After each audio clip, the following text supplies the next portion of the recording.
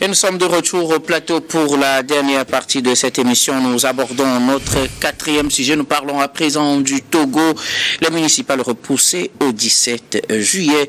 Dans un décret en date de ce 28 mai, le président du Conseil décide du report des élections municipales qui normalement étaient prévues pour le 10 juillet. Je vais donner lecture de quelques articles de ce décret et ouvrir donc la parole à nos chers invités. L'article premier dit: la date des élections municipales est fixée au jeudi 17 juillet 2025. Article 2, le corps électoral est convoqué le jeudi 17 juillet 2025 pour les élections municipales. Ainsi de suite. Donc on voit que c'est le 17 juillet même. L'article 5 dit: la campagne électorale pour les élections municipales du jeudi 17 juillet 2025 est ouverte le mardi 1er juillet 2025 à 0h et prend fin le mardi 15 juillet 2025 à 23h59.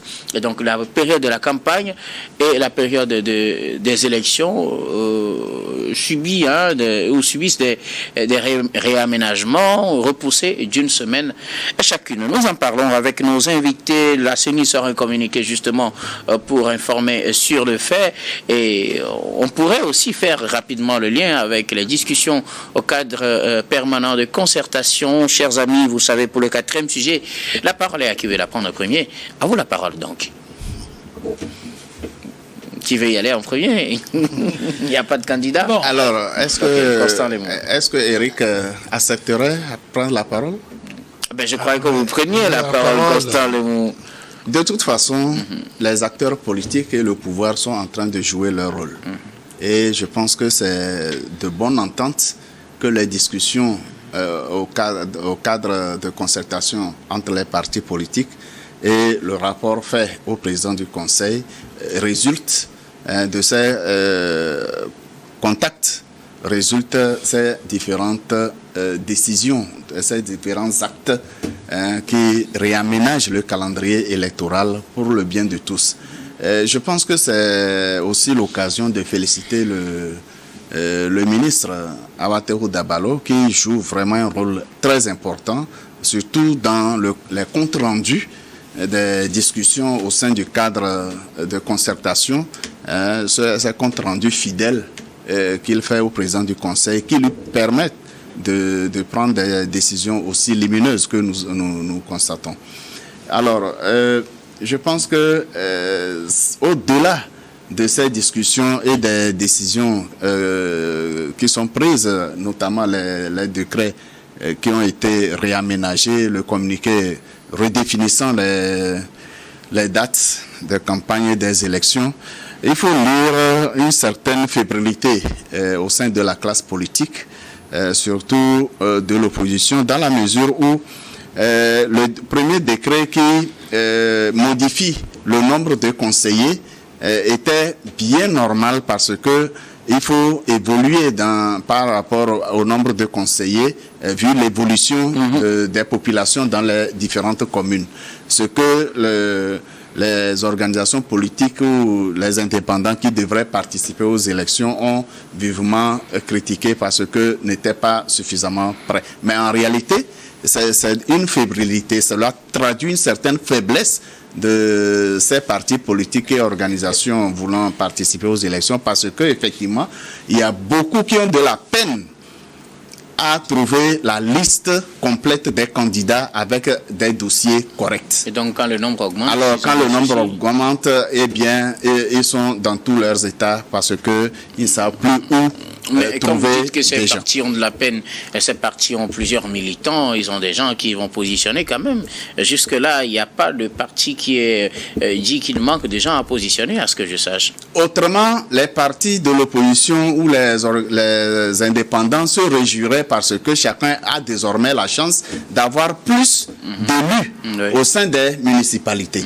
Alors, si on conteste l'augmentation du nombre de conseillers, en réalité, c'est parce qu'on n'a pas de militants sérieux. Ceux qui se sont prononcés ont dénoncé plutôt la période à laquelle on réaménage les choses, pas parce qu'ils sont contre les réaménagements, mais c'est la manière d'où vient la période. Cet argument ne pèse pas. Cet argument ne pèse pas dans la mesure où... Vous préférez laisser leur argument et imaginer votre propre argument. Non, pas du tout, pas de l'imagination. La loi électorale stipule clairement que lorsque la population augmente, on augmente le nombre des représentants. C'était plutôt aux organisations politiques de l'opposition de réclamer cette augmentation pour adapter le nombre de conseillers au nombre à la population qui s'est accrue. Malheureusement, ces politiques n'ont pas réclamé.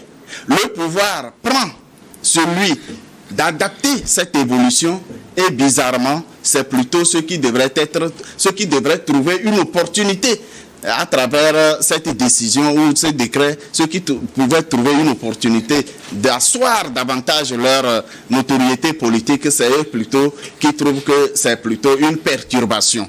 Pendant ce temps, le parti majoritaire à l'Assemblée nationale à peine a fait la sélection parmi une pléiade de candidatures dans chaque commune. Je ne sais pas si vous sortez vos informations. Mais justement, le parti au pouvoir aussi n'a pas communiqué, n'a pas dit qu'il a des difficultés. En fait, c'est un parti qui est prêt à tout moment et s'adapte à toute situation sans se peiner pour ce quoi que ce soit. C'est un parti vraiment assis partout. En tout cas, et lorsque vous avez l'embarras de choix entre les personnalités de renom, on va revenir à la date. Eh bien, je pense que il n'y a pas match en réalité. On va revenir à la date, s'il vous plaît, parce que ces constats que vous faites, je ne sais pas d'où vous les tirez. On va revenir au report de la date. On revient au report de la date, c'est pour répondre aux sollicitations des partis de l'opposition au sein du CPDC qui ont vivement recommandé, CPC plutôt, qui ont vivement recommandé ce report, qui ont sollicité ce report. Mais fait curieux, alors, le CPC n'est pas mentionné dans les motivations de ce report. S'il vous plaît. Fait curieux pour moi, le CPC n'est pas mentionné dans les motivations. C'est vrai, on a dit sur rapport du ministre de l'administration territoriale, je ne sais pas si c'est à... Mais alors, quel rapport le ministre de l'administration territoriale fait? Je l'ai déjà évoqué. Je l'ai déjà évoqué. L'organisation des élections, c'est sous la tutelle du ministère de l'administration territoriale qui suit attentivement les discussions du cadre de concertation des partis politiques. Et donc c'est ce qu'on veut dire indirectement. On n'a pas besoin d'évoquer le CPC dans les actes réaménageant le calendrier électoral. Merci beaucoup, Constant Lemou. Je ne sais pas qui veut aller à la suite de Constant Lemou pour se prononcer sur ce report. Pour ajouter quelque chose, il faut souligner que le CPC, le cadre permanent de concertation, a un avis consultatif. Bien sûr. Et que les décisions ne s'imposaient pas au président du Conseil. Le CPC ne décide de rien d'ailleurs. Voilà, donc ils font des recommandations, des doléances, si je peux me le permettre. Mais moi, bien avant de revenir sur le report de la date, il y a quelque chose que je constate depuis un moment, c'est que nous avons un président du Conseil qui est ouvert, il est disponible, et à chaque fois que l'opposition fait des caprices, moi je préfère les appeler ainsi, non, des caprices. Je préfère que vous changiez de mot. Ce n'est pas des caprices, s'il vous plaît. À chaque fois, on fait des suggestions, le président du Conseil tend la main, mais il continue toujours par faire des demandes. C'est tout à fait normal de faire des suggestions si on n'est pas satisfait. Il faut quand même saluer cette décision qui a été prise de reporter les élections pour permettre à tous les partis d'être prêts. Comme M. Lemou le disait, il se pourrait que certains partis ne soient pas prêts. Je préfère donc, il se pourrait justement. Il se pourrait que certains partis ne soient pas prêts. Qu'ils soient du pouvoir ou de l'opposition. Bon, je ne sais pas. Mais au niveau du pouvoir, il faut reconnaître que le parti a déjà eu ses candidats depuis le 21 mai, si je ne me trompe pas. Il a communiqué là-dessus? Il y a eu un communiqué qui est sorti demandant aux membres du parti de poser les candidatures. Bien sûr. Et ça a été clôturé le 21 mai. Si les instances du parti... Jusque-là, le parti n'a pas dit s'il a eu plus qu'il voulait. Si les instances... voulait. Donc, si les instances je préfère qu'on soit vraiment objectif. En réalité, Guillaume, si vous permettez, discuter valablement, c'est que nous devons aller aux informations. Avec ce que nous avons fait. Justement, vous êtes allé aux informations. Bien sûr, nous allons justement le dire, c'est ce que je voulais savoir. La sensibilité politique et les organisations qui ont tendance à aller aux élections. On écoute tout le monde. Ok, merci beaucoup. Maintenant, je voulais juste avoir cette précision. Maintenant, il faut souligner que ce report va quand même permettre à tous les partis d'être beaucoup plus près et surtout à la CENI aussi d'affûter les armes. Vous savez, nous sommes aujourd'hui dans un pays où la CENI fait des efforts pour rendre beaucoup plus transparent les élections, où voilà, les agents sont formés, il y a des renforcements des capacités, il y a le matériel et tout ça. Donc ça va permettre à la CENI, bien sûr que la CENI était prête, mais ça va la permettre beaucoup plus d'être beaucoup plus performante. Et au même moment, comme je le disais, ça résout aux sollicitations des partis politiques de repousser. Voilà pourquoi je disais qu'il se pourrait que les partis n'étaient pas prêts, parce que si les partis aujourd'hui demandent des reports ou demandent des choses, c'est parce qu'ils ne sont pas prêts. Ils ont évoqué plusieurs raisons, sauf la raison de peut-être ils peuvent pas officiellement dire qu'ils sont prêts, parce que d'ailleurs, en dehors du parti au pouvoir, du parti uni, est-ce que vous avez vu un parti appeler officiellement les candidats à venir à solliciter les candidatures? Jamais ils l'ont fait, mais ça ne les a pas empêchés de présenter les candidats quand même. Mais est-ce qu'en dehors du parti au pouvoir, vous avez un parti qui arrive à candidater sur toutes les territoires? Ils n'ont pas besoin d'être candidats sur toute l'étendue du territoire. Rien ne les oblige à le faire. Donc ça répond à l'intervention de M. Lemou. Moi, je pense que c'est parce qu'ils n'ont pas de candidats. C'est un argument insuffisant. S'ils n'ont pas assez de candidats, ils peuvent décider de se concentrer sur une zone et de candidater dans cette zone-là et de ne pas candidater dans une autre. Justement, quand ils n'ont pas, il faut d'abord avoir des militants et sur toute l'étendue du territoire avant de candidater. Pas forcément. Mais si vous n'avez pas de militants, vous allez candidater quelqu'un qui vote pour vous. Pas forcément. Ils sont obligés de se concentrer municipales. Ce n'est pas une élection présidentielle où le candidat sera élu sur toute l'étendue du territoire. C'est une élection d'avoir le maximum de maires si vous avez l'étendue du territoire. Justement, ils n'ont pas besoin forcément de ça. Si vous permettez, pour le bonheur de nos téléspectateurs, qu'on lève certains équivoques, nous sommes dans le cas des élections municipales. Si moi je forme un parti politique et que mon quartier c'est New World, je n'ai pas besoin d'avoir des candidats dans les autres quartiers. Si j'ai des candidats dans mon quartier, ça me suffit pour être candidat, moi. Donc je ne pense pas qu'il faut que je sois représenté sur toute l'étendue du territoire national. Guillaume, je vous explique ce que vous n'avez pas compris. Nous sommes au niveau de la 5e République. Bien sûr. Et il y a les élections sénatoriales. Bien sûr. Et les électeurs des élections sénatoriales, ce sont les conseillers municipaux et les conseillers régionaux.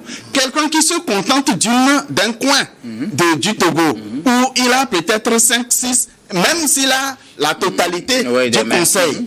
Mais qu'est-ce qu'il va peser lorsqu'il s'agira de faire des élections sénatoriales? Il peut faire des alliances. Les alliances ne sont pas exclues dans le jeu politique. Mais il faut d'abord avoir un poids. Bien sûr, je ne voudrais pas m'inviter dans les débats à votre place, mais si je prends l'argument selon lequel j'ai tous les conseillers municipaux d'une commune, je pense que je pèse largement pour pouvoir faire des alliances après ça. Vous pesez dans la commune, mais hors de la commune, vous n'êtes rien. Bien sûr. Oui, vous allez continuer. Donc, moi, je pense que ce report, d'accord, ce report est une bonne chose. Ça va permettre à tous les acteurs d'affûter leurs armes et d'être prêts, et aussi aux populations. D'accord, ils ont suffisamment de temps pour décider de qui voter, de qui il ne faut pas voter. Et en même temps, ce qu'on a constaté depuis un moment, c'est que les conseillers municipaux sortants sont rentrés en pré-campagne, même s'ils ne le disent pas officiellement, et donc ça va leur permettre aussi de se positionner. Donc moi, je salue le président du conseil qui aujourd'hui, un bon père de famille, se positionne comme un monsieur très ouvert, un monsieur disposé à accepter toutes les propositions de tous les partis. Et donc, il a fait le report des élections à travers ce décret. Donc, on lui dit sincèrement merci. Merci beaucoup. À vous également, Daïmou. Alors, Eric Johnson, les élections municipales qui étaient programmées pour le 10 juillet sont reportées au 17 juillet. Oui. Juste une semaine. 7 jours, une semaine. Je pense que cela était quand même prévisible parce que on ne doit pas quand même oublier qu'il y a des dispositions au niveau de la CEDEAO qui parlent des élections, qu'il ne faut pas toucher les tests en vigueur 6 mois avant les élections. Néanmoins, on doit comprendre quand même que les accords politiques priment sur les lois de la République. Ça, c'est ce que nous avons toujours fait au Togo. Et donc, s'il y a eu report de ces élections-là, je pense que ce n'est pas forcément parce que les gens ne sont pas prêts, mais plutôt parce qu'il faut faire des réaménagements aussi au niveau des candidatures. Donc, le communiqué de la CENI, je crois que cela va aussi dans ce sens. Parce que les gens ont déjà déposé leur candidature avant que le nombre de conseillers municipaux ne soit revu à la hausse. Alors, il faudrait quand même que tous les candidats, parce que ici, ce ne sont pas seulement les partis politiques qui sont candidats. Il y a aussi des candidats de la société civile, des candidats des organisations libres. Et donc, je crois qu'il faudra permettre à tout le monde de réajuster sa liste électorale. Et de l'autre côté, ce qui est important ici, c'est qu'une fois que cela a été fait, les partis politiques ont demandé un report. Maintenant, il faut se demander si les 7 jours-là suffisent pour les partis politiques pour se mettre à jour ou de mieux peaufiner leur stratégie électorale. Et moi, je pense que c'est bien qu'il y ait quand même ce CPC qui permette quand même aux politiques de discuter. Et je crois que c'est par rapport aux discussions au CPC que ce report-là a été obtenu. Et cela va dans l'intérêt de tous.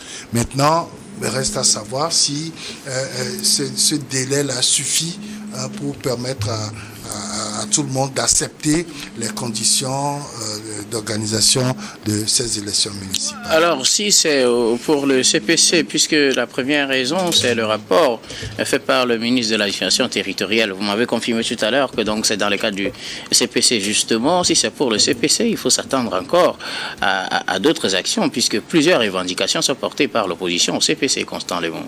C'est évident, c'est un débat. Donc il faut s'attendre à ce qu'on accède à d'autres demandes. Il faut s'attendre à des débats, des échanges, toujours pour la bonne organisation des élections. Je voudrais rectifier 2 points des arguments de mon co-débatteur Eric. D'abord, quand on évoque les tests de la CEDEAO, le protocole additionnel parle des modifications majeures. Alors que les actes qui ont été pris sont des ajustements mineurs. Par rapport à la date. Pourquoi mineurs? Vous ne pouvez pas expliquer ce que vous n'avez pas compris. Alors j'explique. Alors, mineurs parce que c'était évident que l'augmentation de la population doit forcément entraîner une augmentation du nombre de conseillers. Et cet ajustement est à l'avantage même de ceux qui veulent augmenter leur assise politique sur le plan national. Donc, était en principe à l'avantage de l'opposition. Deuxième rectificatif. Monsieur Eric, vous m'écoutez d'abord. Non, vous m'écoutez d'abord, vous allez réagir après. Et vous aurez la parole. Alors, deuxième rectificatif, quand vous dites les partis ou l'organisation avaient déjà déposé les candidatures avant les dossiers de candidature et la modification est intervenue, je vous dis que c'est totalement faux. Parce que les candidatures ont été ouvertes le 20. L'acte a été pris le 21. Et jusqu'à la date du 25, aucune candidature n'était déposée dans aucune commune ou aucune CENI au Togo. Je suis allé aux informations, c'est pourquoi j'affirme. Et je défie quiconque pouvait démentir ce que je dis. Je dis bien, si on a dû, si le président du conseil a dû reporter l'élection, c'est juste pour que ceux qui se plaignent pour rien démontrent de quoi ils sont capables. Merci beaucoup. À vous, Constant Eric, maintenant. Ils se plaignent pour rien. Non, je pense qu'il faut pas aller de cette manière. Je dis tout simplement, quand tu me dis que les gens n'ont pas déposé de candidature jusqu'au 25 mai, aucune candidature n'était déposée dans aucune. Permettez Eric d'y aller. Dans les 117 communes, je dis bien. Tu permets quand même. Oui, Eric, allez-y, le temps est contre nous alors. Si l'acte, c'est le 21 qu'on a eu le décret qui augmente le nombre de conseillers municipaux. Ouais. Pensez-vous que du 21 au 25, les partis politiques peuvent déjà changer? Ce n'est pas la clôture le 25, c'est le 29, prorogé jusqu'au 31. Oui.